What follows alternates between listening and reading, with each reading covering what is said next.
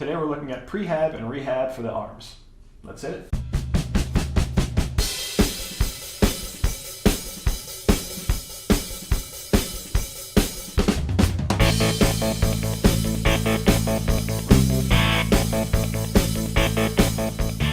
Hey everyone, welcome to Prehab Rehab for the arms. Today we'll be looking at strengthening the shoulders, the elbows, and the wrists, flexors and extensors.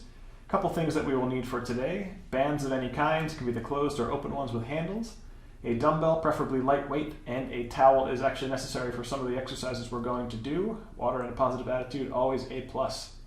So to jump right into it, first what we're going to be looking at is a sword draw.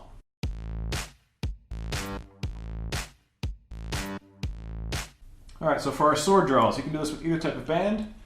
So for an open band, what I'm going to do is step on this with my left foot, grab the strap with my right hand, scoot over a little bit here, get some more room. Adjust the tension however you would like. With the closed band, you can step in the center, or you can actually step out of the center and just step on the side if you don't have enough tension on it. What I'm going to be doing is with my right hand out next to my left hip, and again standing on the left foot, keeping the thumb down. I'm going to be doing that drawing motion, kind of like a disco dancing motion, all the way up to the top of the right shoulder. And as we're doing this, keep an eye on my thumb. So I'm starting pointing down, and as I'm rotating up, my thumb is pointing up and out, working on an external rotation of the shoulder, strengthening the shoulder blades, or the rotator cuff muscles, I should say. Try and keep the arm relatively straight as you do this. Don't want a big bend in the elbow, not just pulling it up. So straight arm, pointing down, progressively rotating back up. This isn't something that should be incredibly strenuous. You don't want to be down here on the band, really trying to yank it up. This is something that should fatigue you after about 10 to 12 motions. Switch sides by switching feet. So now for the left hand, I'm stepping on the right foot, starting with the left hand at the right hip. Thumb is still pointing down. And same concept, drawing up and out. And again, focusing on 10 to 12 good clean repetitions. If you're not fatigued by that amount, try either choking up on the band, so stepping a little bit higher, or using a thicker band for a better resistance. All right, let's go up next to the shoulder abductor and adductor. So for our shoulder abductor adductors, what we want is a band. Again, either one will work. For this one, we're going to use a closed band. I'm going to tie this around any stable surface at about chest height, level with the shoulder. And we also want to get a towel. I'm going to roll that up and place that under the arm we're going to start working with. So for me, I'm going to use my right arm. This is going to prevent the arm from caving in a little bit too much and getting an incorrect rotation of the shoulder. Grabbing a firm grip with the band in the center of the hand, in a wide stance. Going to be taking the shoulder or the arm away from the body here. And again, this is something you want to do for about 12 to 14 reps. This isn't something you should be struggling with. This is something you should just feel fatigue, a little bit of burn at the end of the set. Coming back, we're not crossing midline here, so I'm not going out and then coming all the way back, losing tension on the band, pulling out, stomping midline, and coming back out. So what we'll do after that, after about 10 to 12 sets of, or 20 to 12 reps of those, I'm actually going to turn my body and go the other way, but for demonstration purposes so you guys can still see, I'll switch arms and we'll work on the adductions now. So again, still tension on the bands. Now we're crossing, starting from midline to the center of the chest.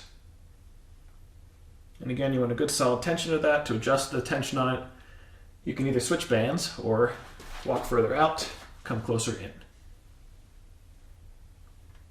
This isn't something you want to be rotating out, so we're not twisting the body here. Stay straight and forward, bring the shoulder in.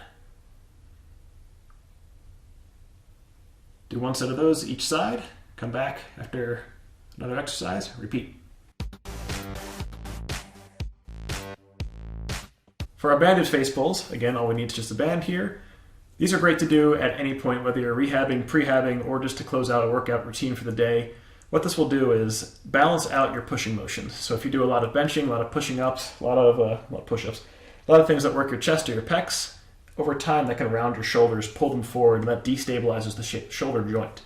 This is the antagonist muscle group of the chest here. So as we're pulling this up, you'll see that we're pulling back, working the back of the shoulders here, the rear of the lats, and that will help prevent that shoulder rounding and stabilize the shoulder joint a little bit more. So to do this, we're just going to tie this somewhere above us. You can do this with a band or a cable machine. And I'll show you 2 different ways to do it. We're going to grab with a neutral or hammer grip, both sides of the band equal to us. Step back and pull.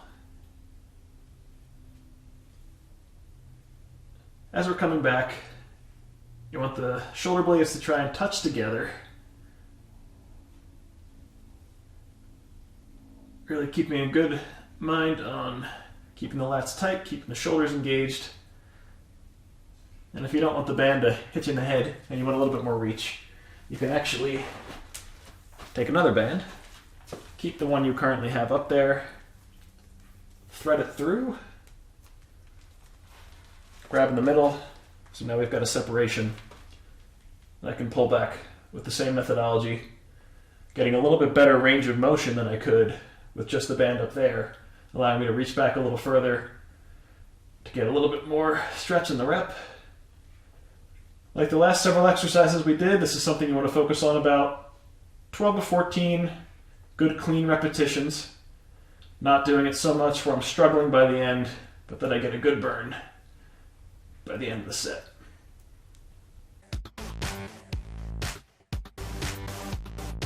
All right, coming into our final 2 exercises here, we've got wrist extensions and reverse wrist extensions, or curls, sometimes you'll hear them called. So we'll start with the standard wrist curl here. Any flat surface will do. We're just going to use a standard bench. Don't keep it on the tips of your fingers, really roll it into the palm. Get a good solid grip on that dumbbell. You want to use a lightweight. Christine's got a 5, I've got an 8.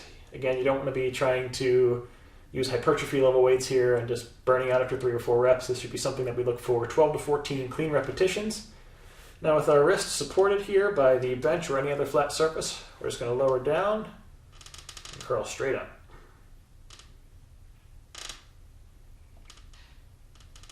You might find you need to adjust your position here, your body position by lower or raising yourself up, just to be level with the surface that you're on. Feeling this predominantly in the forearms. If you're too high, you'll see your elbow comes off the bench here. You might feel this a little bit too much in the wrong position. So once we get those clean repetitions in, we're actually going to flip over, do the same motion but now in reverse, working the antagonist muscle group here, so the tops of our forearms, stabilizing that wrist, coming down as low as you can go, and slow and controlled, raising that wrist back up. And once you finish up your repetitions here, same concept, other side, starting again with our curls, coming up for a clean 12 to 14 reps here. Same methodology, you might find you need to adjust your height just to support your wrist, get yourself in the right position so the arm is well supported on the bench or whatever surface you're using. And once you get to your right number, flip over, working those reverse curls. Same motion as we did before, slowly and carefully lowering down, slow and controlled, lifting back up, not hyperextending the wrist. We're not trying to go straight up and down here, so the forearm's coming off the mat or the bench. All right. So that about wraps it up. A couple small exercises you can do anywhere, anytime. Just a few bands and a small dumbbell to stabilize the shoulder, stabilize the elbows, work on the wrist extensors and flexors, get everything stronger and more stable than they were before. These are things you can do if you are coming back from an injury, if you're starting out with the light phases, the recovery phases of an injury, or to start preventing an injury prior to it even happening. That's the prehab portion of this. They are good to work in at any point in your exercise routine, anytime, any day. Thank you guys for joining us. Please remember to press like and subscribe. And as always, if there's anything you would like to see us cover in the future, leave a comment down below. We'll get to that in the future video. No matter where you are in your workout journey, you'll always be with us. Thanks for joining. We'll see you next time. Bye.